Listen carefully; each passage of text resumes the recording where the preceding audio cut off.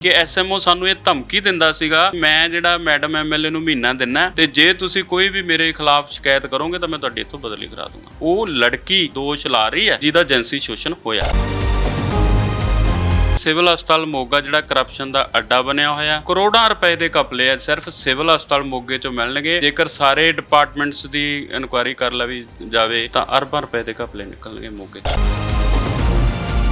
ਇੱਕ ਏਸੀ ਜਿਹੜਾ ਹੈਗਾ ਮੈਡਮ ਐਮਐਲਏ ਦੇ ਦਫ਼ਤਰ ਦੇ ਵਿੱਚ ਗਿਆ ਔਰ ਦੂਸਰਾ ਏਸੀ ਹੈ ਜਿਹੜਾ ਉਹਨਾਂ ਦੇ ਚੰਡੀਗੜ੍ਹ ਦਫ਼ਤਰ ਜਾਂ ਰੈਸ਼ ਤੇ ਮੈਨੂੰ ਨਹੀਂ ਪਤਾ ਕੀ ਆ ਉਹ ਉੱਥੇ ਗਿਆ। ਪਰ ਹੁਣ ਇਹ 4 ਦੇ 4 ਏਸੀ ਗਾਇਬ ਹੈ ਵੀ ਇਹ ਆਏ ਹੀ ਨਹੀਂ ਹਸਪੀਟਲ ਦੇ ਵਿੱਚ। ਇਹ ਜਿਹੜੀਆਂ 2 ਫਰਿੱਜਾਂ ਇਹ ਵੀ ਨਹੀਂ ਆਈਆਂ ਤੇ ਫਿਰ ਇਹ ਗਈਆਂ ਕਿੱਥੇ? ਇਹ ਤਾਂ ਜਾਂਚ ਤਾਂ ਹੋਣੀ ਬਣਦੀਆਂ। ਸਾਡੇ ਮੁਲਾਜ਼ਮ ਨੇ ਜਿਹੜਾ ਇੱਕ ਰਿਟਨ ਕੰਪਲੇਂਟ ਵੀ ਕੀਤੀ ਹੈ ਵਿਜੀਲੈਂਸ ਕੋਲੇ ਕਿ ਵੀ ਇਹਦੀ ਬਦਲੀ ਹੋਈ ਸੀ ਤੇ ਉਹ ਬਦਲੀ ਰੁਕਵਾਉਣ ਦੇ ਵਿਗ 'ਚ ਇਹਨੇ 3 ਲੱਖ ਰੁਪਇਆ ਦਿੱਤਾ। ਉਹਦੇ ਚੋਂ 1 ਲੱਖ ਰੁਪਇਆ ਮੇਰੇ ਤੋਂ ਮੰਗ ਰਿਹਾ ਸੀਗਾ ਤੇ ਇਹਨੇ ਮੈਨੂੰ 31,000 ਰੁਪਏ ਦਾ ਇੱਕ ਜਾਲੀ ਬਿੱਲ ਪਾਸ ਕਰਨ ਲਈ ਕਿਹਾ, ਜਿਹਦੇ ਚੋਂ 1 ਰੁਪਏ ਦੀ ਵੀ ਮੈਡੀਸਨ ਨਹੀਂ ਸੀ ਆਈ।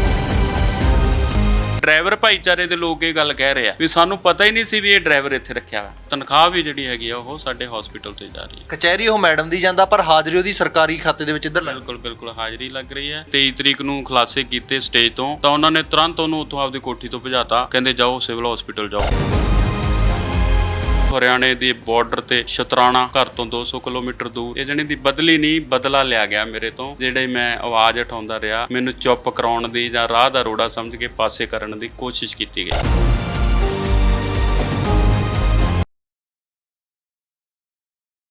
ਸਤਿ ਸ਼੍ਰੀ ਅਕਾਲ, ਆਰਐਮਬੀ ਟੈਲੀਵਿਜ਼ਨ ਦੇਖ ਰਹੇ ਹੋ ਤੁਸੀਂ। ਮੈਂ ਹਾਂ ਜਸ ਕਰੇਵਾਲ। ਬਦਲਾਅ ਦੀ ਸਰਕਾਰ, ਆਮ ਆਦਮੀ ਪਾਰਟੀ ਦੀ ਸਰਕਾਰ ਆਏ ਦਿਨ ਚਰਚਾ ਦੇ ਵਿੱਚ ਰਹਿੰਦੀ ਹੈ। ਚਰਚਾ ਦੇ ਵਿੱਚ ਐਮਐਲਏ ਰਹਿੰਦੇ ਨੇ। ਹਾਲੇ ਬੀਬੀ ਮਾਣੂਕੇ ਵਾਲਾ ਮਾਮਲਾ ਜਿਹੜਾ ਉਹ ਠੰਡਾ ਹੋਇਆ, ਕੋਠੀ ਦੀਆਂ ਚਾਬੀਆਂ ਐਨਆਰਆਈ ਪਰਿਵਾਰ ਨੂੰ ਮਿਲੀਆਂ ਤਾਂ ਉਸ ਤੋਂ ਬਾਅਦ ਐਮਐਲਏ ਮੋਗਾ ਅਮਨਦੀਪ ਕੌਰ ਜਿਹੜੇ ਹੈਗੇ ਨੇ ਉਹਨਾਂ ਦਾ ਮਾਮਲਾ ਭਖਿਆ ਆ। ਇਲਜ਼ਾਮ ਕੀ ਲੱਗੇ ਨੇ? ਇਲਜ਼ਾਮ ਇਹ ਲੱਗੇ ਨੇ ਕਿ 4 ਏਸੀ ਤੇ 2 ਫਰਿੱਜਾਂ ਖਾਤੇ ਦੇ ਵਿੱਚ ਜਿਹੜੀਆਂ ਹੈਗੀਆਂ ਨੇ ਉਹ ਹਸਪਤਾਲ ਦੇ ਵਿੱਚ ਪੈਂਦੀਆਂ ਨੇ, ਪਰ ਹਸਪਤਾਲ ਦੇ ਵਿੱਚ ਇਹ ਪਹੁੰਚਦਾ ਤੱਕ ਨਹੀਂ ਸਮਾਨ। ਗਈਆਂ ਕਿੱਧਰ? ਇਸ ਬਾਬਤ ਗੱਲਬਾਤ ਜਿਹੜੀ ਅੱਜ ਕਰਾਂਗੇ। ਇਹ ਵੀ ਦੱਸ ਦਈਏ ਕਿ ਇਹ ਮਾਮਲਾ ਸਾਹਮਣੇ ਲਿਆਂਦਾ ਕਿਹਨਾਂ ਨੇ ਆ। ਮੇਰੇ ਨਾਲ ਮਹਿੰਦਰਪਾਲ ਲੂੰਬਾ ਹੋਰੀ ਹੋਣਗੇ। ਸਭ ਤੋਂ ਪਹਿਲਾਂ ਲੂੰਬਾ ਸਾਹਿਬ ਦਾ ਸਵਾਗਤ ਕਰ ਲਈਏ, ਉਸ ਤੋਂ ਬਾਅਦ ਅਗਲੀ ਗੱਲਬਾਤ ਵਧਾਂਗੇ। ਲੂੰਬਾ ਸਾਹਿਬ, ਸਭ ਤੋਂ ਪਹਿਲਾਂ ਸਵਾਗਤ ਆਰਐਮਬੀ ਟੈਲੀਵਿਜ਼ਨ। ਸਤਿ ਸ਼੍ਰੀ ਅਕਾਲ ਜੀ। ਮੈਂ ਆਰਐਮਬੀ ਟੀਵੀ ਦਾ ਬਹੁਤ ਧੰਨਵਾਦ ਕਰਦਾ। ਤੁਹਾਡਾ ਵੀ ਬਹੁਤ ਧੰਨਵਾਦ, ਤੁਸੀਂ ਚੇਚੇ ਤੌਰ ਤੇ ਅੱਜ ਆਏ ਔਰ ਇਹ ਸੱਚ ਦੀ ਆਵਾਜ਼ ਲੋਕਾਂ ਤੱਕ ਪਹੁੰਚਾਉਣ ਲਈ ਤੁਹਾਡਾ ਬਹੁਤ ਧੰਨਵਾਦ ਜੀ। ਲੂੰਬਾ ਸਾਹਿਬ, ਪਹਿਲਾਂ ਤਾਂ ਇਹੀ ਕਹੂੰਗਾ ਕਿ ਮੋਗੇ ਦੇ ਵਿੱਚ ਹੀ ਬੈਠੇ ਹੋ ਤੇ ਮੋਗੇ ਦੀ ਐਮਐਲਏ ਨਾਲ ਹੀ ਵੈਰ ਕਿਉਂ? ਮੇਰਾ ਕਿਸੇ ਨਾਲ ਨਿੱਜੀ ਵੈਰ ਨਹੀਂ ਗਾ ਜੀ। ਮੇਰਾ ਜਿਹੜਾ ਇਹ ਵੈਰ ਹੈ ਉਹ ਕਰਪਸ਼ਨ ਦੇ ਨਾਲ ਹੈ। ਇਹ ਅੱਜ ਤੋਂ ਨਹੀਂ ਹੈਗਾ।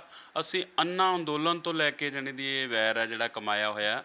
ਤੇ 2010-11 ਦੇ ਵਿੱਚ ਜਦੋਂ ਅੰਨਾ ਜੀ ਨੇ ਅੰਦੋਲਨ ਸ਼ੁਰੂ ਕੀਤਾ ਸੀਗਾ ਕਰਪਸ਼ਨ ਦੇ ਖਿਲਾਫ, ਤਾਂ ਅਸੀਂ ਵੀ ਉਸ ਅੰਦੋਲਨ ਦੇ ਵਿੱਚ ਕੁੱਦੇ। ਸਿਵਲ ਸੁਸਾਇਟੀ ਬਣਾਈ ਅਸੀਂ ਇੱਥੇ ਔਰ ਅਸੀਂ ਸਾਰੀਆਂ ਸੰਸਥਾਵਾਂ ਨੂੰ ਇਕੱਠੇ ਕਰਕੇ ਉਹ ਜਿੰਨੇ ਦਿਨ ਅੰਨਾ ਜੀ ਉੱਥੇ ਰਾਲੇਗੰਜ ਸਿੱਧੀ ਜਾਂ ਦਿੱਲੀ ਦੇ ਵਿੱਚ ਬੈਠਦੇ ਸੀ ਤਾਂ ਉਨੇ ਦਿਨ ਅਸੀਂ ਪੈਰਲਲ ਇੱਥੇ ਪ੍ਰੋਗਰਾਮ ਚਲਾਉਂਦੇ ਸੀਗੇ ਮੋਗੇ ਦੇ ਵਿੱਚ।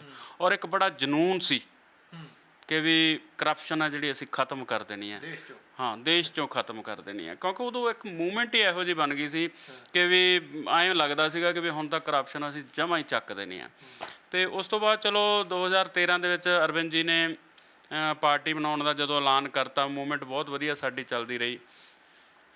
ਅਤੇ ਮੈਂ ਕਿਉਂਕਿ ਮੁਲਾਜ਼ਮ ਸੀਗਾ, ਮੈਂ ਪਾਰਟੀ 'ਚ ਨਹੀਂ ਗਿਆ। ਬਾਕੀ ਸਾਡੇ ਸਿਵਲ ਸੁਸਾਇਟੀ ਦੇ ਸਾਰੇ ਮੈਂਬਰ ਆ ਜਿਹੜੇ ਉਹ ਆਮ ਆਦਮੀ ਪਾਰਟੀ ਦੇ ਵਿੱਚ ਸ਼ਾਮਲ ਹੋ ਗਏ ਔਰ ਮੈਂ ਜਾਣੀ ਦੀ ਬਾਹਰ ਰਹਿ ਕੇ, ਪਾਰਟੀ ਤੋਂ ਬਾਹਰ ਰਹਿ ਕੇ ਪਾਰਟੀ ਦਾ ਪੂਰਾ ਸਮਰਥਨ ਕਰਦਾ ਰਿਹਾ ਔਰ ਅੰਦਰ ਖਾਤੇ ਜਿਹੜਾ ਪਾਰਟੀ ਦੀ ਪ੍ਰਮੋਸ਼ਨ ਲਈ ਕੰਮ ਵੀ ਕਰਦਾ ਰਿਹਾ। ਸ਼ੁਰੂਆਤ ਤੋਂ ਪਾਰਟੀ ਦੇ ਨਾਲ ਜੁੜੇ ਜੋ ਤੋਂ ਅੰਨਾ ਹਜ਼ਾਰੇ ਜਿਹੜਾ ਅੰਨਾ ਅੰਦੋਲਨ ਜਿਹੜਾ ਹੋਇਆ, ਅੱਜ ਆਪਦਿਆਂ ਦੇ ਖਿਲਾਫ ਹੀ ਹੋਏ ਬੈਠੇ ਹੋ। ਕਾਰਨ ਕੀ ਹੈ? ਕਿਤੇ ਇਹੀ ਤਾਂ ਨਹੀਂ ਵੀ ਬਦਲੀ ਵਾਲੀ ਕਿੜ ਕੇ ਮੇਰੀ ਬਦਲੀ ਕਰ ਕਿਉਂ ਦਿੱਤੀ? ਕਿਉਂਕਿ ਜੇਕਰ ਐਮਐਲਏ ਹੋਰਾਂ ਦੇ ਨਾਲ ਜਿੰਨੇ ਕੁ ਅਸੀਂ ਉਹਨਾਂ ਦਾ ਪੱਖ ਸੁਣਿਆ, ਉਹ ਤਾਂ ਇਹੀ ਕਹਿੰਦੇ ਨੇ ਕਿ ਇਹ ਪਹਿਲੀਆਂ ਸਰਕਾਰਾਂ ਖਿਲਾਫ ਵੀ ਬੋਲਦੇ ਰਹੇ ਨੇ ਕਿਉਂਕਿ ਬਦਲੀ ਦੇ ਬਾਰੇ। ਹੁਣ ਬਦਲੀ ਹੋ ਗਈ ਕਹਿੰਦੇ ਤਾਂ ਲੂੰਬਾ ਸਾਹਿਬ ਸਾਡੇ ਖਿਲਾਫ ਚੱਲ ਪਏ ਆਪਦਿਆਂ ਦੇ ਹੀ। ਉਹ ਪੋਲੀਟੀਕਲ ਸਟੇਟਮੈਂਟ ਹੈ ਜੀ ਉਹਨਾਂ ਦੀ। ਐਕਚੁਅਲ ਦੇ ਵਿੱਚ ਕੀ ਹੈ ਕਿ ਸਰਕਾਰਾਂ ਬਦਲੀਆਂ, ਅਕਾਲੀਆਂ ਤੋਂ ਬਾਅਦ ਕਾਂਗਰਸ ਆ ਗਏ, ਕਾਂਗਰਸ ਤੋਂ ਬਾਅਦ ਆਪ ਆ ਗਈ। ਸਰਕਾਰਾਂ ਬਦਲੀਆਂ ਪਰ ਮੈਂ ਨਹੀਂ ਬਦਲਿਆ। ਮੈਂ ਉੱਥੇ ਤਾਂ ਉੱਥੇ ਹੀ ਖੜਾ। ਮੇਰੀ ਸੋਚ ਅੱਜ ਵੀ ਉਹੀ ਹੈ।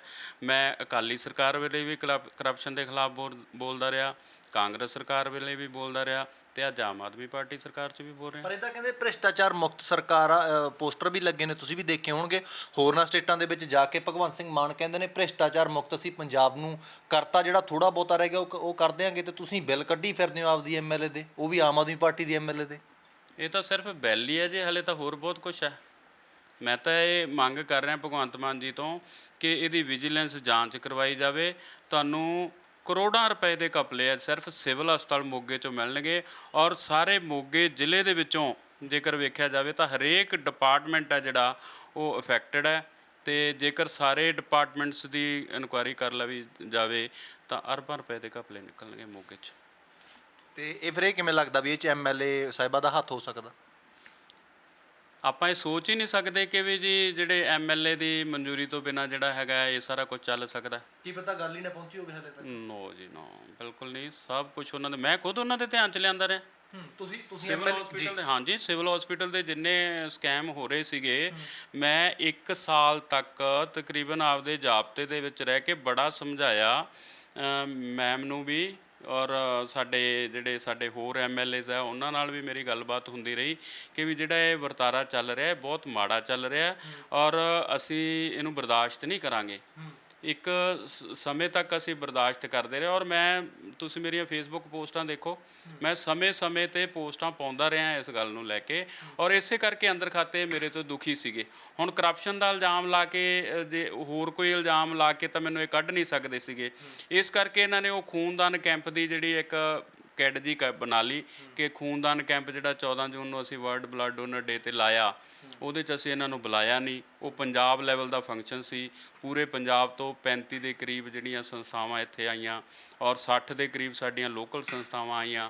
ਪ੍ਰੋਗਰਾਮ ਬਹੁਤ ਜ਼ਿਆਦਾ ਹਾਈਲਾਈਟ ਹੋਇਆ, ਸਫਲ ਹੋਇਆ, ਤੇ ਇਹਨਾਂ ਨੂੰ ਉਹ ਬਰਦਾਸ਼ਤ ਨਹੀਂ ਹੋਇਆ। ਔਰ ਉਸੇ ਦਿਨ ਹੀ ਸਿਹਤ ਮੰਤਰੀ ਨੇ ਫੋਨ ਕਰਕੇ 3 ਵਜੇ, ਸਾਡਾ ਉੱਧਰ ਖੂਨਦਾਨ ਕੈਂਪ ਚੱਲ ਰਿਹਾ ਸੀ, ਉੱਧਰੋਂ ਸਿਹਤ ਮੰਤਰੀ ਨੇ ਡਾਇਰੈਕਟਰ ਨੂੰ ਕਹਿ ਕੇ ਸਾਡੇ, ਹਾਂਜੀ ਡਾਕਟਰ ਬਲਵੀਰ ਸਿੰਘ ਜੀ, ਉਹਨਾਂ ਨੇ ਜਾਣੀ ਦੀ ਸਾਡੇ ਡਾਇਰੈਕਟਰ ਦੇ ਰਾਹੀਂ ਸਾਡੇ ਸਿਵਲ ਸਰਜਨ ਨੂੰ ਫੋਨ ਕਰਵਾ ਕੇ ਮੇਰੇ ਬਾਰੇ ਸਾਰੀ ਜਾਣਕਾਰੀ ਲਈ ਕਿ ਮਹਿੰਦਰਪਾਲ ਲੂੰਬਾ ਕੌਣ ਹੈ, ਕਿਸ ਪੋਸਟ 'ਤੇ ਕੰਮ ਕਰਦਾ ਹੈ, ਕੀ ਕੰਮ ਕਰਦਾ ਹੈ, ਔਰ ਡਿਊਟੀ ਤੋਂ ਇਲਾਵਾ ਇਹ ਕੀ ਕੰਮ ਕਰਦਾ। ਸਾਰੀ ਜਾਣਕਾਰੀ ਲੈਣ ਤੋਂ ਬਾਅਦ ਜਿਹੜਾ ਹੈਗਾ ਮੈਨੂੰ ਜਾਣਕਾਰੀ ਵੀ ਮਿਲ ਗਈ ਸਾਡੇ ਦਫ਼ਤਰ ਵੱਲੋਂ ਵੀ ਭਾਈ ਇਸ ਤਰ੍ਹਾਂ ਕਰਕੇ ਡਾਇਰੈਕਟਰ ਦਫ਼ਤਰ ਤੋਂ ਫੋਨ ਆਇਆ ਔਰ ਸਿਹਤ ਮੰਤਰੀ ਤੁਹਾਡੇ ਬਾਰੇ ਇਨਕੁਆਇਰੀ ਕਰ ਰਹੇ ਆ, ਤੇ ਤੁਸੀਂ ਪਤਾ ਕਰ ਲਓ ਵੀ ਕੋਈ ਸ਼ਿਕਾਇਤ ਨਾ ਹੋਵੇ।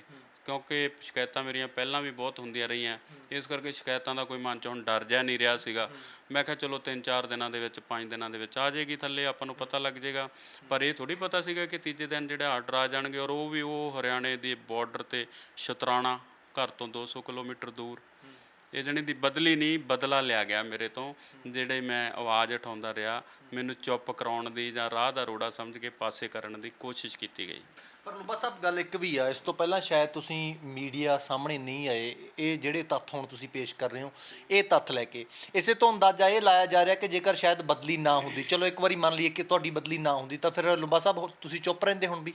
ਨਹੀਂ ਜੀ, ਮੈਂ ਚੁੱਪ ਨਹੀਂ ਸੀ ਰਹਿਣ ਵਾਲਾ। ਹੁਣ ਐਕਚੁਅਲੀ ਮੈਨੂੰ ਬਦਲੀ ਦਾ ਤਾਂ ਹੁਣ ਕੋਈ ਹੈ ਹੀ ਨਹੀਂ ਹੈ। ਮੈਨੂੰ ਇਹ ਨਹੀਂ ਹੈ ਵੀ ਮੇਰੀ ਬਦਲੀ, ਔਰ ਨਾ ਹੀ ਮੈਨੂੰ ਜੋਬ ਨਾਲ ਕੋਈ ਹੁਣ ਰਿਹਾ ਪਿਆਰ, ਕਿਉਂਕਿ ਮੈਂ ਬੜੀ ਸੇਵਾ ਕੀਤੀ ਹੈ, ਤਨੋਂ ਮਨੋਂ ਸੇਵਾ ਕੀਤੀ ਹੈ।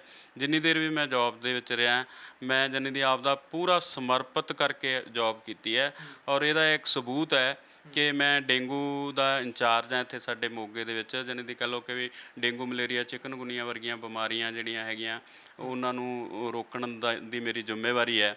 ਸੋ ਵੈਸੇ ਤਾਂ ਮੈਨੂੰ 6 ਸਾਲ ਹੋ ਗਏ ਇੱਥੇ ਆਏ ਨੂੰ, ਔਰ ਮੈਂ ਲਗਾਤਾਰ ਮਿਹਨਤ ਕਰਦੇ ਜਾਣੀ ਦੀ ਇਹੋ ਜਿਹੀ ਸਟ੍ਰੈਟਜੀ ਬਣਾਈ ਪਿਛਲੇ ਸਾਲ ਕਿ ਉਹ ਇੰਨੀ ਕਾਮਯਾਬ ਹੋਈ ਵੀ ਸਾਡੇ ਮੋਗੇ ਸ਼ਹਿਰ ਦੇ ਵਿੱਚ ਸਿਰਫ 22 ਡੇਂਗੂ ਦੇ ਕੇਸ ਹੋਏ, ਔਰ ਉਹਦੇ ਕਰਕੇ ਮੈਨੂੰ ਜਿਹੜਾ ਹੈਗਾ ਜ਼ਿਲ੍ਹਾ ਪ੍ਰਸ਼ਾਸਨ ਵੱਲੋਂ 26 ਜਨਵਰੀ 'ਤੇ ਸਨਮਾਨਿਤ ਵੀ ਕੀਤਾ ਗਿਆ। ਔਰ ਇਸ ਸਾਲ ਹਾਲੇ ਤੱਕ ਆਲੇ ਦੁਆਲੇ ਸ਼ਹਿਰਾਂ ਦੇ ਵਿੱਚ ਵੇਖੋ ਕਿੱਡਾ ਬੁਰਾ ਹਾਲ ਹੋ ਚੁੱਕਿਆ, ਤਕਰੀਬਨ 40-40, 50-50 ਕੇਸ ਹਰੇਕ ਸ਼ਹਿਰ ਦੇ ਵਿੱਚ ਹੋ ਚੁੱਕਿਆ, ਪਰ ਮੋਗੇ ਸ਼ਹਿਰ ਦੇ ਵਿੱਚ ਹਾਲੇ ਤੱਕ ਵੀ ਇੱਕ ਵੀ ਡੇਂਗੂ ਦਾ ਕੇਸ ਨਹੀਂ ਹੈਗਾ। ਸੋ ਇਸ ਕਰਕੇ ਜਿਹੜਾ ਹੈਗਾ ਇਹ ਨਹੀਂ ਗੱਲ ਕਹੀ ਜਾ ਸਕਦੀ ਕਿ ਵੀ ਮੈਂ ਚੁੱਪ ਰਹੂੰਗਾ। ਮੈਂ ਪੂਰੀ ਇਮਾਨਦਾਰੀ ਨਾਲ ਕੰਮ ਕਰ ਰਿਹਾ ਸੀ, ਔਰ ਆਪਦੀ ਗੱਲ ਹੈ ਜਿਹੜੀ ਇਹਨਾਂ ਤੱਕ ਪਹੁੰਚਾ ਵੀ ਰਿਹਾ ਸੀਗਾ। ਅਤੇ ਹੁਣ ਸਾਡਾ ਇਹ ਇਰਾਦਾ ਬਣ ਗਿਆ ਸੀਗਾ, ਕਿਉਂਕਿ ਮੈਂ ਇਕੱਲਾ ਨਹੀਂ, ਮੇਰੀ ਇੱਕ ਪੂਰੀ ਟੀਮ ਹੈ। ਹੁਣ ਸਾਡਾ ਇਹ ਇਰਾਦਾ ਬਣ ਗਿਆ ਸੀਗਾ ਕਿ ਵੀ ਅਸੀਂ ਇਹ ਸਾਰਾ ਕੁਝ ਲੈ ਕੇ ਭਗਵੰਤ ਮਾਨ ਜੀ ਤੱਕ ਜਾਵਾਂਗੇ। ਪਰ ਇਨ ਬਿਟਵੀਨ ਜਿਹੜਾ ਇਹ ਸਾਰਾ ਇਹ ਵਰਤਾਰਾ ਵਾਪਰ ਗਿਆ, ਅਤੇ ਔਰ ਇਹ ਮੈਨੂੰ ਪਬਲਿਕ ਨੂੰ ਕਲੀਅਰ ਕਰਨ ਦੀ ਲੋੜ ਪੈ ਗਈ ਕਿ ਇਹ ਮੇਰੇ ਨਾਲ ਕਿਉਂ ਵਾਪਰਿਆ। ਅੱਛਾ, ਇੱਕ ਚੀਜ਼ ਦੱਸਿਓ, ਤੁਸੀਂ ਕਿਹਾ ਕਿ ਉਸ ਦਿਨ ਮੁੱਖ ਮਹਿਮਾਨ ਦੇ ਆਪਣੀ ਪਹਿਲਾਂ ਵੀ ਫੋਨ ਤੇ ਗੱਲ ਹੋਈ ਸੀ, ਉਸ ਦਿਨ ਵੀ ਦੱਸ ਰਹੇ ਸੀ ਕਿ ਮੁੱਖ ਮਹਿਮਾਨ ਦੇ ਤੌਰ ਤੇ ਨਹੀਂ ਬੁਲਾਇਆ ਗਿਆ, ਇਸ ਕਾਰਨ ਜਿਹੜਾ ਹੈਗਾ ਮੇਰੀ ਮਤਲਬ ਇਹ ਚੀਜ਼ ਕੀਤੀ ਹੋਈ ਆ। ਸੀਐਮ ਮਾਨ ਤਾਂ ਇਹ ਕਹਿੰਦੇ ਰਹੇ ਨੇ ਕਿ ਅਸੀਂ ਨੀਂਹ ਪੱਥਰਾਂ ਦੇ ਉੱਪਰ ਨਾਂ ਵੀ ਨਹੀਂ ਲਿਖਵਾਉਣਾ, ਪਰ ਤੁਸੀਂ ਕਹਿੰਦੇ ਸਿਰਫ ਮੁੱਖ ਮਹਿਮਾਨ ਦੇ ਤੌਰ ਤੇ ਸੱਦਿਆ ਨਹੀਂ ਇਸੇ ਕਰਕੇ। ਦੇਖੋ ਜੀ, ਸੀਐਮ ਮਾਨ ਸਾਹਿਬ ਨੇ ਤਾਂ ਪਹਿਲਾਂ ਮਜ਼ਦੂਰਾਂ ਤੋਂ ਉਦਘਾਟਨ ਕਰਾਏ, ਹੋਰ ਬੜਾ ਕੁਝ ਕੀਤਾ, ਜਿਨ੍ਹਾਂ ਨੇ ਉਹ ਬਿਲਡਿੰਗਾਂ ਬਣਾਈਆਂ ਉਹਨਾਂ ਤੋਂ ਹੀ ਉਦਘਾਟਨ ਕਰਾਏ, ਪਰ ਉਹ ਬਹੁਤ ਥੋੜ੍ਹਾ ਸਮਾਂ ਹੀ ਚੱਲਿਆ ਕਿ ਸੰਕੇਤਕ ਰੂਪ ਦੇ ਵਿੱਚ ਇੱਕ ਦੋ ਵਾਰੀ ਘਟਨਾ ਕੀਤੀਆਂ ਉਹ। ਉਸ ਤੋਂ ਬਾਅਦ ਤਾਂ ਫਿਰ ਜਦੋਂ ਸਾਡੇ ਐਮਐਲਏਜ਼ ਉਹਨਾਂ ਨੇ ਆਪਦਾ ਪੂਰਾ ਜਣੇ ਦੀ ਕਹਿ ਲਓ ਕਿ ਵੀ ਹੁਣ ਤਾਂ ਅੱਖਰ ਵੀ ਜੇਕਰ ਇੱਕ ਅੱਧਾ ਵੱਧ ਘੱਟ ਲਿਖਿਆ ਜਾਵੇ ਤਾਂ ਪੂਰੀ ਕਿੜ ਕੱਢੀ ਜਾਂਦੀ ਹੈ ਅਫਸਰਾਂ ਦੇ ਨਾਲ ਵੀ ਆ ਇੱਥੇ ਅੱਖਰ ਗਲਤ ਕਿਵੇਂ ਪੈ ਗਿਆ। ਸੋ ਇਸ ਕਰਕੇ ਜਿਹੜਾ ਹੈਗਾ ਇਹ ਗੱਲਾਂ ਸਿਰਫ ਕਾਗਜ਼ਾਂ ਤੱਕ ਹੀ ਸੀਮਿਤ ਰਹਿ ਗਈਆਂ, ਜਾਂ ਕਹਿ ਲਓ ਕਿ ਸੁਣਨ ਦੇ ਵਿੱਚ ਚੰਗੀਆਂ ਲੱਗਣ ਵਾਲੀਆਂ ਰਹਿ ਗਈਆਂ, ਤੇ ਵੈਸੇ ਧਰਾਤਲ ਤੇ ਨਹੀਂ ਦਿਖ ਰਹੀਆਂ ਸਾਨੂੰ ਕਿਤੇ ਵੀ। ਅੱਛਾ, ਅੱਜ ਦੀ ਜੇਕਰ ਤੁਹਾਡੀਆਂ ਪੋਸਟਾਂ ਦੀ ਗੱਲ ਕਰੀਏ, ਉਹਨਾਂ ਦੇ ਵਿੱਚ ਤੁਸੀਂ ਬਿੱਲ ਵੀ ਸਾਂਝੇ ਕਰਦੇ ਹੋ, ਪਲੱਸ ਜਿਹੜੇ ਐਸਐਮਓ ਨੇ ਉਹਨਾਂ ਦੇ ਖਿਲਾਫ ਵੀ ਜਿਹੜੀ ਹੈਗੀ ਇੱਕ ਇਲਜ਼ਾਮ ਤੁਹਾਡੇ ਵੱਲੋਂ ਜਿਹੜੇ ਲਾਏ ਜਾਂਦੇ ਨੇ, ਉਹਨਾਂ ਬਾਰੇ ਜ਼ਰੂਰ ਦੱਸ ਦਿਓ। ਮੈਂ ਉਸ ਦਿਨ 23 ਤਰੀਕ ਨੂੰ ਜਿਹੜੀ ਸਾਡੀ ਮਾਸ ਮੀਟਿੰਗ ਹੋਈ ਸੀ, ਜਿਹਦੇ 'ਚ ਮੋਗੇ ਜ਼ਿਲ੍ਹੇ ਦੀਆਂ ਬਹੁਤ ਸੰਸਥਾਵਾਂ ਨੇ ਸ਼ਮੂਲੀਅਤ ਕੀਤੀ ਸੀ, ਉਸ ਦਿਨ ਮੈਂ ਸਟੇਜ ਦੇ ਉੱਤੋਂ ਇਹ ਇਲਜ਼ਾਮ ਲਾਏ ਸੀਗੇ ਕਿ ਸਿਵਲ ਹਸਪਤਾਲ ਮੋਗਾ ਜਿਹੜਾ ਕਰਪਸ਼ਨ ਦਾ ਅੱਡਾ ਬਣਿਆ ਹੋਇਆ, ਔਰ ਸਾਡੇ ਜਿਹੜੇ SMO civil hospital Moga doctor Sukhpreet Singh ji Brar, ਉਹ ਜਿਹੜੇ ਹੈਗੇ ਆ ਸਰਕਾਰੀ ਫੰਡਾਂ ਦੀ ਦੁਰਵਰਤੋਂ ਕਰ ਰਹੇ ਆ, ਜਾਲੀ ਬਿੱਲ ਪਾ ਕੇ ਜਿਹੜਾ ਹੈਗਾ ਉਹਨਾਂ 'ਚੋਂ ਫੰਡ ਕਢਵਾ ਰਹੇ ਆ। ਔਰ ਇਹਦੇ ਨਾਲ ਜਿਹੜੇ ਹੈਗੇ ਸਾਡੇ ਸਿਵਲ ਹਸਪਤਾਲ ਦੇ, ਉਸ ਦਿਨ ਮੈਂ 3 ਏਸੀ ਕਿਹਾ ਸੀਗਾ ਕਿ ਵੀ 3 ਏਸੀ ਆ ਜਿਹੜੇ ਉਹ ਸਾਡੇ ਜਿਹੜੇ ਬਾਹਰ ਗਏ ਹੋਏ ਆ, ਅਤੇ ਫਰਿੱਜਾਂ ਦਾ ਤਾਂ ਮੈਂ ਵਰਣਨ ਹੀ ਨਹੀਂ ਕੀਤਾ ਸੀਗਾ ਕਿਉਂਕਿ ਮੇਰੇ ਉਹ ਧਿਆਨ 'ਚ ਨਹੀਂ ਸੀਗੀਆਂ। ਅਤੇ ਇਸ ਤੋਂ ਇਲਾਵਾ ਸਾਡੇ ਇੱਕ ਸਿਵਲ ਹਸਪਤਾਲ ਦਾ ਡਰਾਈਵਰ ਮੈਡਮ ਐਮਐਲਏ ਦੇ ਨਾਲ ਜਿਹੜਾ ਪਿਛਲੇ 9-10 ਮਹੀਨੇ ਤੋਂ ਲਗਾਤਾਰ ਕੰਮ ਕਰ ਰਿਹਾ ਸੀਗਾ। ਸੋ ਇਹ ਮੈਂ ਗੱਲਾਂ ਜਿਹੜੀਆਂ ਹੈਗੀਆਂ ਉੱਦਣ ਸਟੇਜ ਤੋਂ ਬੋਲੀਆਂ ਸੀ, ਕਿਉਂਕਿ ਮੈਂ ਉੱਥੇ ਸਿਵਲ ਹਸਪੀਟਲ ਦੇ ਵਿੱਚ ਹੀ ਰਹਿਣਾ ਸਾਰਾ ਦਿਨ, ਔਰ ਸਾਰਾ ਦਿਨ ਮੇਰੇ ਉਹ ਧਿਆਨ ਦੇ ਵਿੱਚ ਗੱਲਾਂ ਆਉਂਦੀਆਂ ਹੀ ਰਹਿੰਦੀਆਂ ਸੀਗੀਆਂ ਵੀ ਆਹ ਹੋ ਰਿਹਾ ਆਹ ਹੋ ਰਿਹਾ।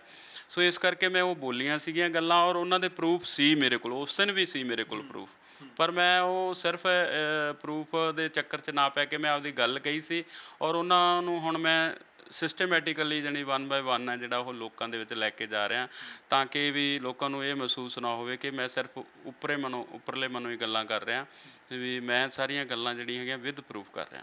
ਹੁਣ ਤੁਸੀਂ ਪਰ ਉਸ ਦਿਨ ਤੁਸੀਂ ਕਿ ਮੈਂ 3 ਏਸੀਆਂ ਦੀ ਗੱਲ ਕਰੀ ਸੀ, ਪਰ ਹੁਣ ਤੁਸੀਂ 4 ਏਸੀ 2 ਫਰਿੱਜਾਂ ਦੀ ਗੱਲ ਕਰ ਰਹੇ ਹੋ।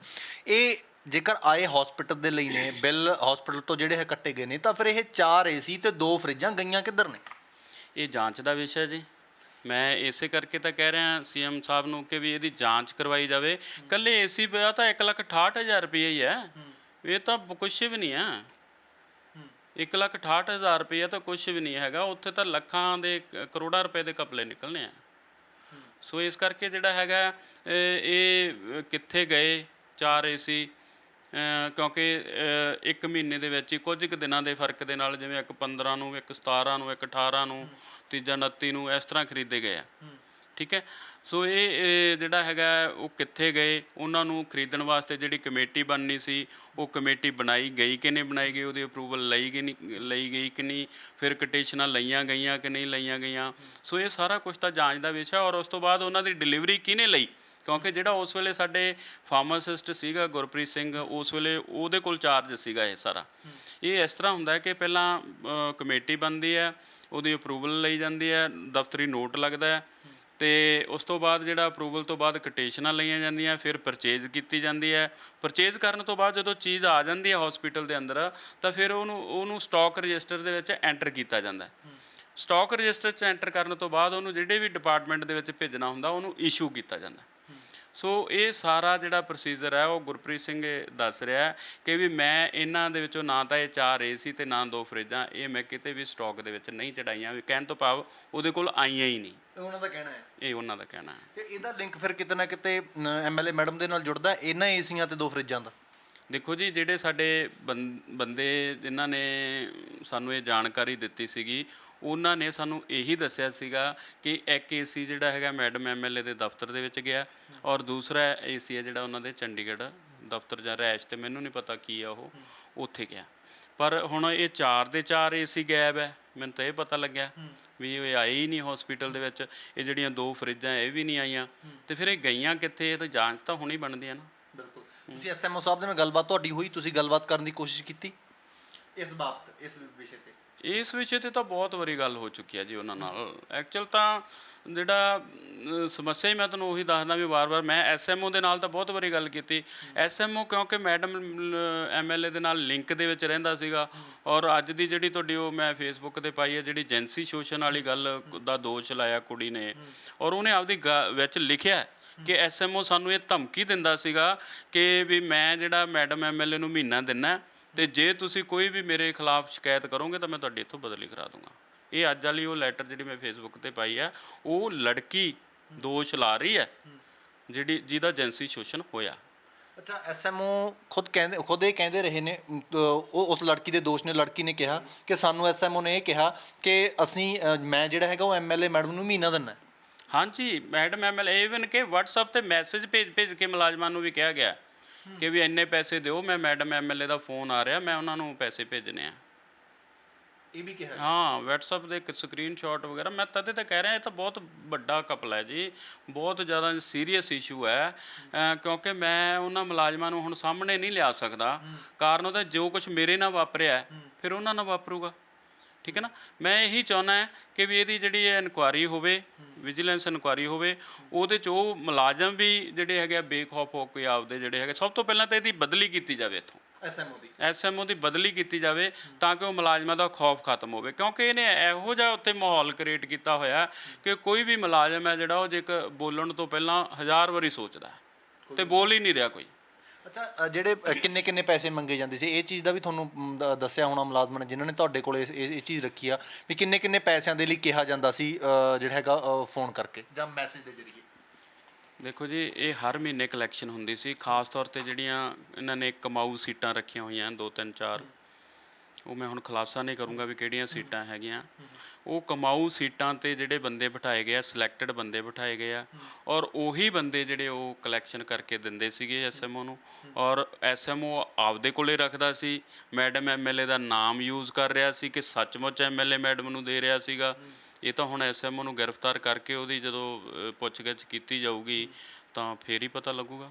ਪਰ ਉਹ ਕਲੈਕਸ਼ਨ ਹੁੰਦੀ ਕਿੱਥੋਂ ਸੀ? ਆਮ ਲੋਕਾਂ ਤੋਂ ਹੁੰਦੀ ਸੀ ਜਾਂ ਮੁਲਾਜ਼ਮਾਂ ਦੀਆਂ ਤਨਖਾਹਾਂ ਦੇ ਵਿੱਚੋਂ ਦਿੰਦੇ ਸੀ? ਦੋਨੇ ਪਾਸੇ ਹੋ ਰਿਹਾ ਜੀ, ਆਮ ਲੋਕਾਂ ਤੋਂ ਵੀ ਹੋ ਰਹੀ ਸੀ, ਔਰ ਸਾਡੇ ਜਿਹੜੇ ਹੈਗਾ ਆਯੁਸ਼ਮਾਨ ਯੋਜਨਾ, ਇਹਦੇ ਵਿੱਚ ਘਪਲੇ ਕਰਕੇ ਹੁੰਦੀ ਸੀ। ਮੈਂ ਤੁਹਾਨੂੰ ਇੱਕ ਨਿੱਕੀ ਜਿਹੀ ਐਗਜ਼ਾਮਪਲ ਦਿੰਦਾ। ਜਿਹੜੇ ਆਯੁਸ਼ਮਾਨ ਯੋਜਨਾ ਦੇ ਤਹਿਤ ਮਰੀਜ਼ ਦਾਖਲ ਹੁੰਦੇ ਆ ਸਿਵਲ ਹਸਪਤਾਲ ਦੇ ਵਿੱਚ, ਉਹ ਇੱਕ ਪਰਟੀਕੂਲਰ ਦੁਕਾਨ ਤੋਂ ਹੀ ਮੈਡੀਸਨ ਲਈ ਜਾਂਦੀ ਸੀ ਉਹਨਾਂ ਦੀ ਸਾਰੀ, ਔਰ ਕੋਈ ਕੋਟੇਸ਼ਨ ਨਹੀਂ ਲਈ ਜਾਂਦੀ ਸੀ, ਕੋਈ ਉਹ ਨਹੀਂ ਹੈਗਾ। ਉਹ ਪਰਟੀਕੂਲਰ ਦੁਕਾਨ ਦਾ ਮਾਲਕ ਹੈ ਜਿਹੜਾ 10 ਰੁਪਏ ਵਾਲੀ ਦਵਾਈ ਹੈ ਜਿਹੜੀ ਉਹ 50 ਰੁਪਏ ਦੇ ਵਿੱਚ ਦੇ ਰਿਹਾ ਸੀ ਇਹਨਾਂ ਨੂੰ, ਠੀਕ ਹੈ ਜੀ। ਉਹ ਜਿਹੜਾ ਮਹੀਨਾ ਇੱਕ ਤਰ੍ਹਾਂ ਦੇ ਨਾਲ ਜਿਹੜੇ ਉਤਲੇ 40 ਰੁਪਏ ਸੀਗੇ, ਉਹਦੇ 'ਚੋਂ 2005 ਰੁਪਏ ਉਹ ਰੱਖ ਕੇ ਬਾਕੀ 30-35 ਰੁਪਏ ਜਿਹੜਾ ਹੈਗਾ ਉਹ ਐਸਐਮਓ ਨੂੰ ਦੇ ਰਿਹਾ ਸੀਗਾ। ਔਰ ਹਰ ਰੋਜ਼ ਹਿਸਾਬ ਕਿਤਾਬ ਹੁੰਦਾ ਸੀ। ਸ਼ਾਮ ਨੂੰ ਐਸਐਮਓ ਜਾਣ ਤੋਂ ਜਾਣ ਤੋਂ ਪਹਿਲਾਂ ਆਪਦਾ ਹਿਸਾਬ ਕਿਤਾਬ ਕਰਕੇ ਸਾਰਾ ਪੈਸਾ ਲੈ ਕੇ ਜਾਂਦਾ ਸੀਗਾ ਘਰੇ।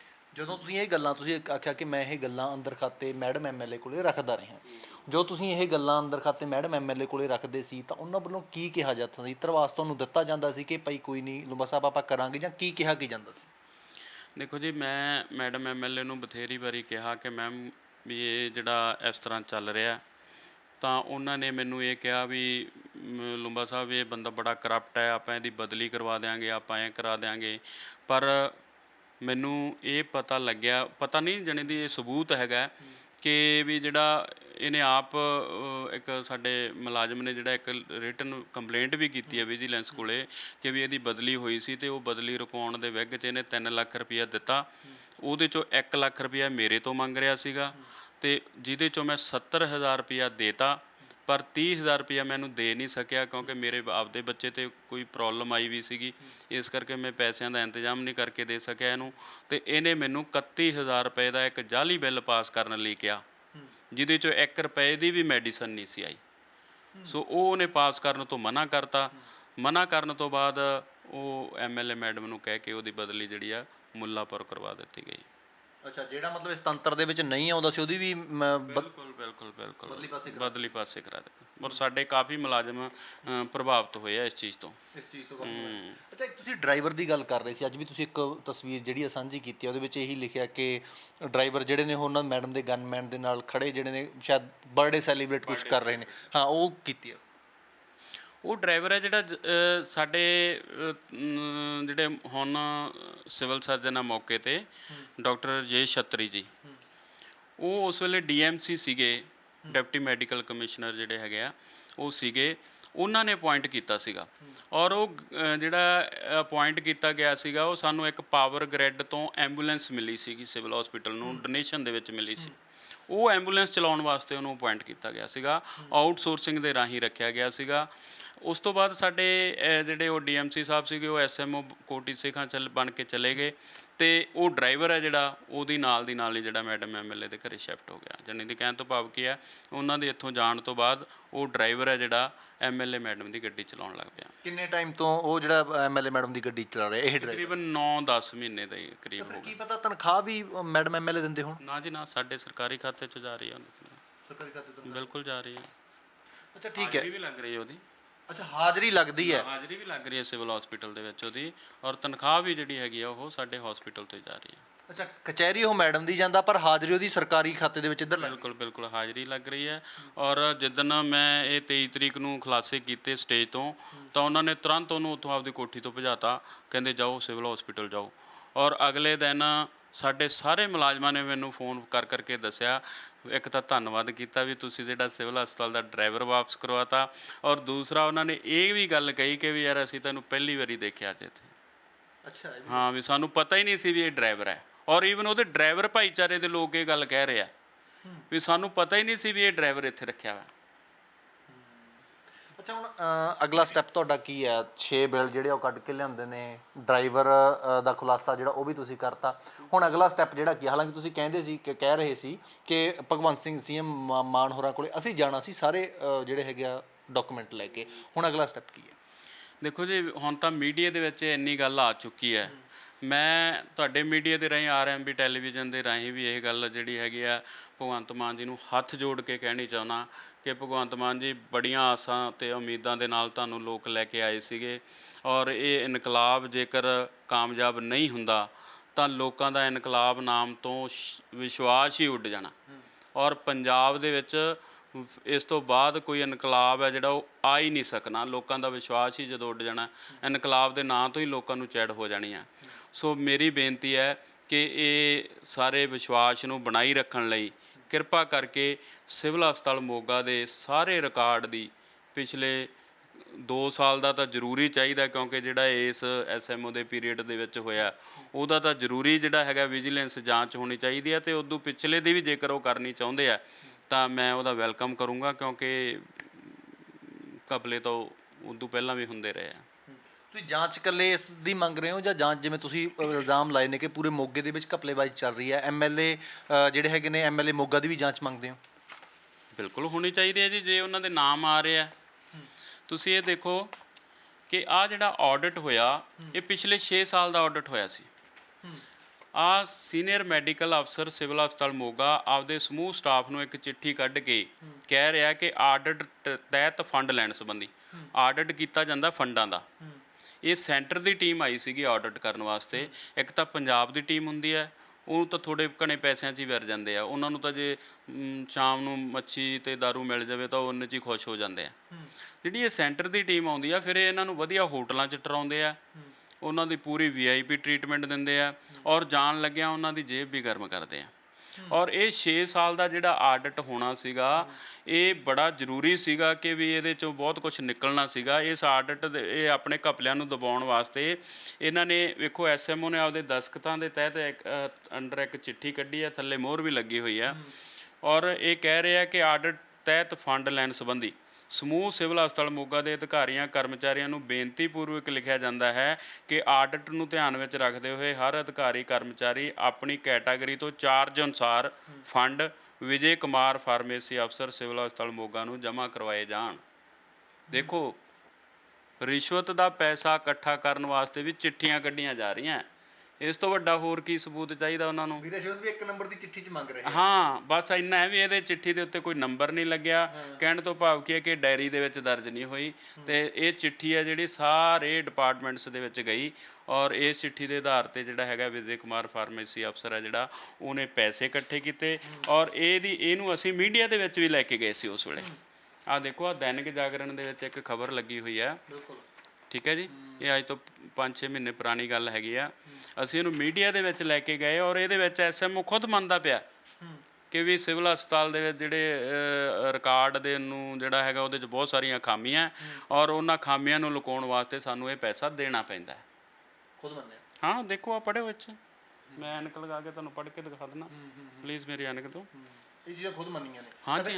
ਇਸ ਤੋਂ ਬਾਅਦ ਵੀ ਫਿਰ ਕਿਸੇ ਤਰ੍ਹਾਂ ਦੀ ਕੋਈ ਜਾਂਚ ਇਹਨਾਂ ਤੇ ਨਹੀਂ, ਕਿਸੇ ਤਰ੍ਹਾਂ ਦੀ ਕੋਈ ਕਾਰਵਾਈ ਇਹਨਾਂ ਉੱਪਰ ਨਹੀਂ ਹੋਈ? ਵੇਖੋ ਜੀ, ਅਖਬਾਰ ਦੇ ਵਿੱਚ ਖਬਰ ਆ ਜਾਂਦੀ ਹੈ ਤਾਂ ਸਰਕਾਰ ਉਹਦਾ ਨੋਟਿਸ ਲੈਂਦੀ ਹੈ। ਡੀਸੀ ਸਾਹਿਬ ਵੀ ਨੋਟਿਸ ਲੈਣਾ ਚਾਹੀਦਾ ਸੀ ਉਹਨਾਂ ਨੂੰ ਵੀ, ਤੇ ਪਰ ਨਹੀਂ ਲਿਆ ਗਿਆ। ਇਹਦੇ ਵਿੱਚ ਉਹ ਕਹਿ ਰਿਹਾ है, विश्वास सूत्रों से पता चला है कि प्रति चिकित्सक 3,000 रुपये, अन्य स्टाफ से 1 से 3,000 रुपये की राशि वसूली जा रही है। इस संबंध में अस्पताल के सीनियर मेडिकल अधिकारी डॉक्टर सुखप्रीत सिंह बराड़ से पूछा तो पहले तो उन्होंने इससे मना किया, बाद में बताया कि ये पहली बार नहीं हो रहा है, जे वे कुछ गलत नहीं करते हैं, जो खामियां छुपाना चाहते हैं वे दे रहे हैं। उन्होंने ये राशि नहीं दी। डॉक्टर बराड़ ने यह भी कहा कि ये सवाल तो ऑडिट टीम से पूछा जाए कि उनके लिए क्यों राशि एकत्र की जा रही है। अच्छा, मन भी गए ने? मन भी गए है भी मैं नहीं ਦਿੱਤੀ, ਤੇ ਵੀ ਗਾਂ ਇਹ ਵੀ ਕਹਿ ਰਿਹਾ ਵੀ ਆਡਿਟ ਟੀਮ ਨੂੰ ਪੁੱਛੋ ਵੀ ਉਹ ਰਾਸ਼ੀ ਕਿਉਂ ਲੈ ਰਹੇ ਆ। ਜਾਨੀ ਤੇ ਇਲਜ਼ਾਮ ਉਹਨਾਂ ਤੇ ਲਾਤਾ ਵੀ ਉਹ ਪੈਸੇ ਲੈ ਕੇ ਜਾ ਰਹੇ ਆ, ਜਦ ਕਿ ਖਾਮੀਆਂ ਤਾਂ ਆਪਦੀਆਂ ਛੁਪਾਉਣ ਵਾਸਤੇ ਉਹ ਜਿਹੜਾ ਦੇ ਰਹੇ ਆ, ਠੀਕ ਹੈ ਨਾ ਜੀ। ਸੋ ਇਹਦੇ ਵਿੱਚ ਗਾਂ ਉਹ ਵਿਜੇ ਕੁਮਾਰ ਫਾਰਮਾਸਿਸਟ ਵੀ ਮੰਨ ਰਿਹਾ ਕਿ ਵੀ ਹਾਂ ਪੈਸੇ ਇਕੱਠੇ ਕੀਤੇ ਗਏ ਆ ਤੇ ਦਿੱਤੇ ਗਏ ਆ। ਤਾਂ ਫਿਰ ਮਤਲਬ ਇਸ ਤੇ ਕਾਰਵਾਈ ਕਿਸੇ ਤਰ੍ਹਾਂ ਦੀ ਕੋਈ ਵੀ ਨਹੀਂ? ਕਾਰਵਾਈ ਨਹੀਂ ਹੋਈ ਜੀ। ਚਾਹੀਦਾ ਤਾਂ ਇਹ ਸੀਗਾ ਕਿ ਉਸੇ ਵੇਲੇ ਇਸ ਅਖਬਾਰ ਦੇ, ਵੇਖੋ ਕਿੱਡੀ ਵੱਡੀ ਖਬਰ ਲੱਗੀ ਹੋਈ ਹੈ ਜੀ, ਪੂਰੀ ਡਿਟੇਲ ਦੇ ਵਿੱਚ ਲੱਗੀ ਹੋਈ ਹੈ ਖਬਰ, ਔਰ ਇਹਦੇ ਵਿੱਚ ਹਸਪਤਾਲ ਦੇ ਹੋਰ ਵੀ ਮੁੱਦੇ ਕਈ ਸਰਕਾਰ ਦੇ ਸਿਵਲ ਹਸਪਤਾਲ ਦੇ ਜਾਣੀ ਦੀ ਕਰਮਚਾਰੀਆਂ ਦੇ ਨਾਲ ਛਲਾਵਾ ਜੇ ਉਹ ਕਾਫੀ ਕੁਛ ਜਾਣੀ ਦੀ ਵਿੱਚ ਲਿਆ ਗਿਆ। ਪਰ ਮੇਨ ਜਿਹੜਾ ਇਹਦਾ ਵਿਸ਼ਾ ਹੈਗਾ ਕਿ ਉਹ ਆਡਿਟ ਲਈ ਜਿਹੜੇ ਪੈਸੇ ਇਕੱਠੇ ਕੀਤੇ ਗਏ ਸੀ, ਉਹੀ ਵਿਸ਼ਾ ਇਸ ਖਬਰ ਦਾ। ਹਾਂਜੀ ਹਾਂਜੀ ਜੀ। ਸੋ ਲੂੰਬਾ ਸਾਹਿਬ, ਸਮਾਂ ਦਿੱਤਾ, ਆਪਣੀ ਗੱਲ ਜਿਹੜੀ ਸਾਡੇ ਚੈਨਲ ਤੇ ਰੱਖੀ, ਬਹੁਤ ਬਹੁਤ ਧੰਨਵਾਦ। ਥੈਂਕ ਯੂ ਜੀ, ਬਹੁਤ ਬਹੁਤ ਧੰਨਵਾਦ। ਸੋ ਮੇਰੇ ਨਾਲ ਮਹਿੰਦਰਪਾਲ ਲੂੰਬਾ ਹੋਰੀ ਸੀ, ਜਿਨ੍ਹਾਂ ਨੇ ਤੱਥਾਂ ਦੇ ਸਮੇਤ ਜਿਹੜੇ ਆ ਉਹ ਇਲਜ਼ਾਮ ਲਾਏ ਨੇ। ਕਿਹਾ ਇਹ ਵੀ ਆ, ਸੀਐਮ ਭਗਵੰਤ ਮਾਨ ਨੂੰ ਬੇਨਤੀ ਕੀਤੀ ਆ ਕਿ ਜਾਂਚ ਜਿਹੜੀ ਆ ਉਹ ਹੋਣੀ ਚਾਹੀਦੀ ਆ। ਡਾਕਟਰ ਸੁਖਪ੍ਰੀਤ ਬਰਾੜ ਹੋਰਾਂ ਦੀ ਗੱਲ ਕੀਤੀ ਆ। ਉਸ ਤੋਂ ਬਾਅਦ ਐਮਐਲਏ ਮੈਡਮ ਦੀ ਵੀ ਗੱਲ ਕੀਤੀ ਕਿ ਜੇਕਰ ਕਿਤੇ ਨਾ ਕਿਤੇ ਲਿੰਕ ਜੁੜ ਰਿਹਾ ਤਾਂ ਜਾਂਚ ਜਿਹੜੀ ਆ ਉਹ ਹੋਣੀ ਲਾਜ਼ਮੀ ਆ। ਅਸੀਂ ਅੱਗੇ ਵੀ ਇਸ ਖਬਰ ਦੇ ਨਾਲ ਜੁੜੇ ਰਹਾਂਗੇ। ਹੁਣ ਆਪਣੇ ਦੋਸਤ ਜਸ ਕਰੇ ਪਾਉਂਦੇ ਹੋ ਇਜਾਜ਼ਤ। ਦੇਖਦੇ ਰਹੋ ਆਰਐਮਬੀ ਟੈਲੀਵਿਜ਼ਨ। ਧੰਨਵਾਦ ਜੀ।